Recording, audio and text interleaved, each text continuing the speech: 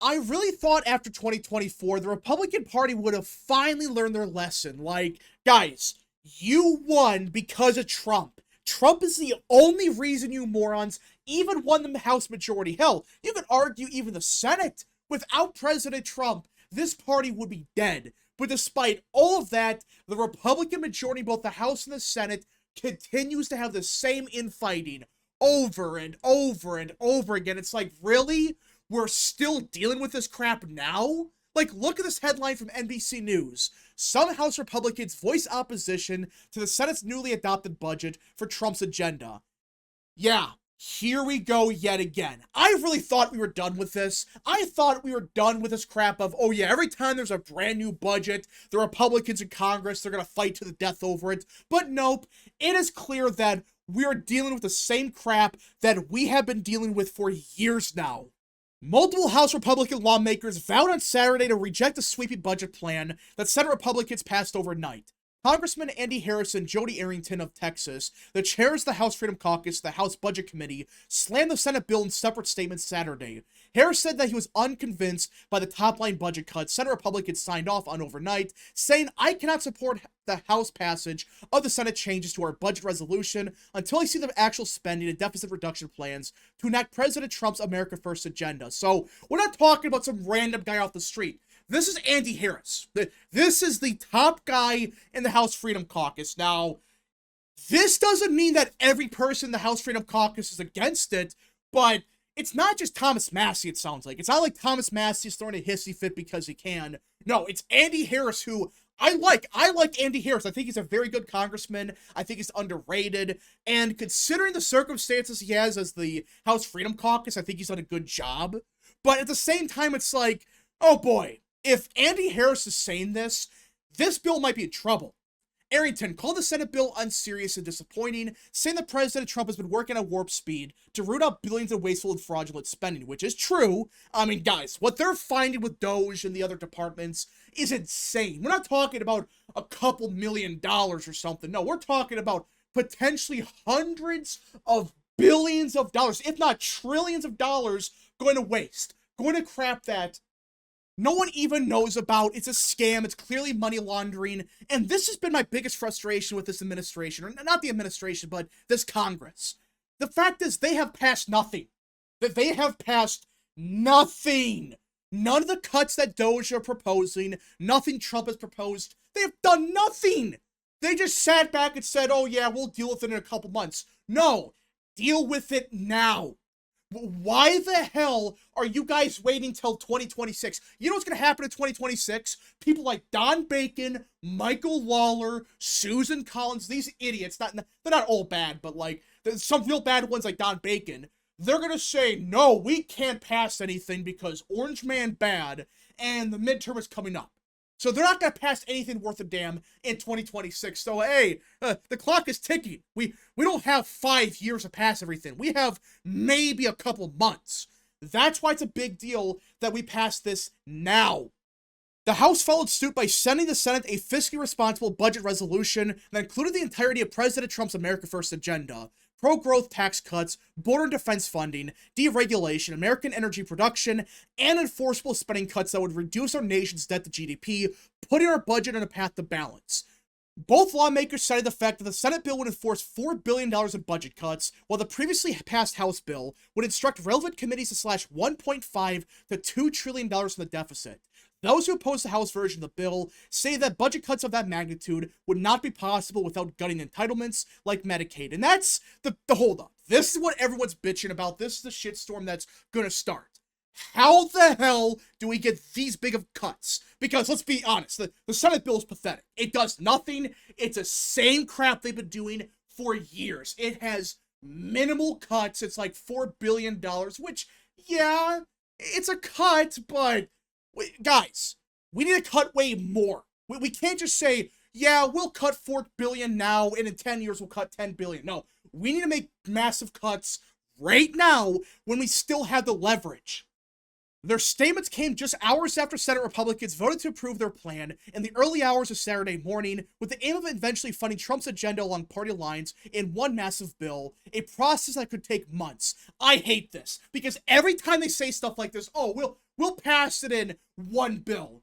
Every time they say this, they say, actually, yeah, we'll pass it in one bill, but then that one bill becomes so watered down that you pass nothing. Now, to be fair, this is John Thune. John Thune has done a great job, right? Has he been perfect? No. But John Thune has been a good majority leader. So I do think he's kind of telling the truth. He's like, hey, we'll pass everything in one big bill.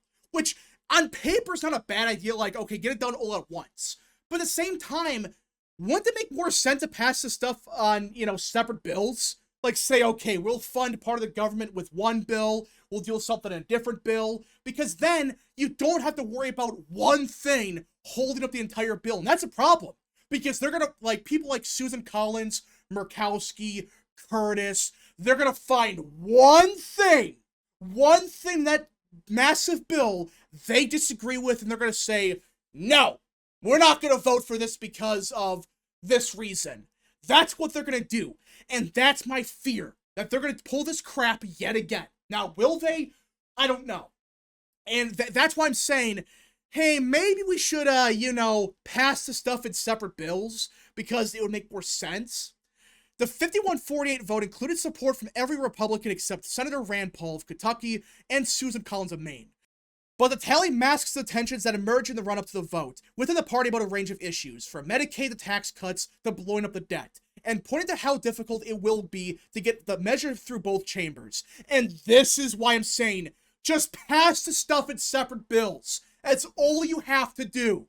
If you just say, okay, you know what, we'll pass one thing in one bill, pass one thing in another, it becomes so much easier. I don't get why they're so gung-ho about this idea of, yeah, we have one shitty bill we gotta force through. No, just say, okay, we'll pass separate bills so Susan Collins can vote for the stuff she likes and vote against the stuff she doesn't. That's all you have to do. That's common sense. But nope, they're so gung-ho about one single bill because they know nothing passes then. They know, yeah, you know what? We can't pass a damn thing because of one issue they have with the bill. Josh Hawley said he has a big concern about Medicaid cuts in the legislation, and said he only agreed to back the budget after Trump made a promise to him that the bill will not cut Medicaid benefits. Hawley wasn't alone, and this is another concern I got. Listen, I know we have to cut the deficit. I understand that. That's our main goal here. We have to cut the deficit. But I think focusing on Medicaid right now is retarded. There I said, I'm sorry, excuse my French. Because guess what? The majority of people, they support Medicaid. And listen, I don't think people would be against certain cuts to Medicaid, like deal with fraud, the waste, deal with illegal immigrants in the system. That's one thing. But guys, focus on the fraud in Washington. Focus on the fact that, hey, the Department of Defense, they have a lot of money just vanishing. They have a budget of, what, $1 trillion, and we don't know where half it went to? Yeah, we should probably focus on that. That's the problem. They always say, we must cut Medicaid. We must cut Social Security. Again, people wouldn't be against it, but focus on the stuff that you can pass first. Don't focus on Medicaid, because you know what's going to happen? A bunch of people are going to say, screw this party. I am not voting in 2026. And hell, I may not even vote in 2028. And that's the problem. Susan Collins said that cutting the health insurance program would be very harmful to people in Maine and to our rural hospitals and other healthcare providers. And that's the problem. People like Susan Collins, they're actually right here. But the current cuts they're proposing is stupid, because A, it's not focusing on what we should focus on, and B, it's unpopular. So what's the point? You're forcing Susan Collins and like Josh Hawley to say, no, we're not going to pass this. And they're right. Again, I support reform. They're like Medicaid. Like, I support some reform. I'm not against the idea. But focus on other stuff first. Don't say, day one, we are cutting Medicaid by 80%. You're never going to pass that. And people are going to say, what the hell is wrong with this party? This party would rather cut Medicaid, Social Security, but they won't cut anything else. that would be seen as a middle finger to the American people. Collins said the House-passed version of the budget troubles her greatly because she believes it will lead to significant cuts to Medicaid. The two chambers will have to settle on one bill in order for it to land on Trump's desk. Why does that have to be one bill? I don't get why it can't just be, you know, hey, we do one bill here, one bill there. And again, I'm not saying either bill's good. The Senate bill does nothing. In fact, it cuts really nothing. Like, yeah, $4 billion, that's something. But then the House version of the bill, it cuts, what, $2 trillion? And apparently it's going after, like, Medicaid? Maybe we can find a happy medium? Like, okay, we're not going to cut $2 trillion, but we got to cut more than $4 billion. Why can't you just agree in the middle somewhere? Just have cuts here, cuts there, cuts here. Just do that. And it gives Susan Collins more leeway. It's like, okay, she'll support some stuff she likes, and then some stuff she thinks is politically toxic, she'll just vote against it. That's all you have to do. Like, just say, okay, we'll have 12 different bills or whatever, and be done. But no, they have to be gung-ho about it. They must pass one giant shitty bill. Just meet in the middle, and just work together. I don't get why it has to be this constant slap fight. Why does it have to be this continuous BS that happens every single year? One Senate GOP aide argued that the $4 billion in budget cuts the Senate approved was a floor, not a ceiling. The Senate sets a savings floor. Let's sit down and work together to lock in maximum savings for the American people. I call bullshit. Every time they say stuff like this, they're full of crap. Oh, it's the floor, not the ceiling. Every time they say that, it's the ceiling. They never cut anything. They just use this as an excuse and say, oh yeah, we'll have a committee work on this and 10 years later we'll pass something. No, pass it now.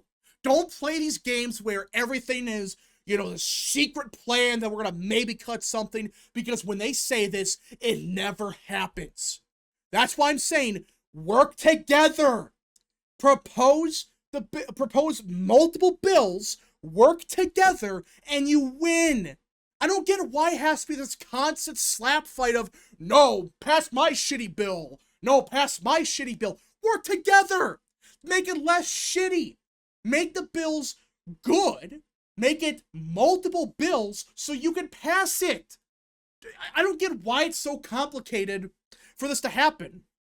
If Republicans avoid Medicaid cuts, the legislation is likely to blow an even bigger hole in the budget through massive tax cuts and spending increases on immigration enforcement and the military, which are core instructions in the budget. And that's the problem. It's like, you gotta find ways to cut the budget without going crazy on Medicaid, which I'm not against the idea of reform, but they're talking about, like, slashing it by 80%. Like, no, don't do that.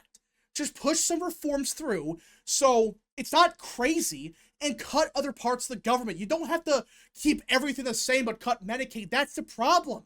If you have cuts on everything and some minor tweaks with Medicaid, people are not going to care, honestly. They're not going to say, oh my goodness, they cut Medicaid by 0.1%, it's over. No one's going to care.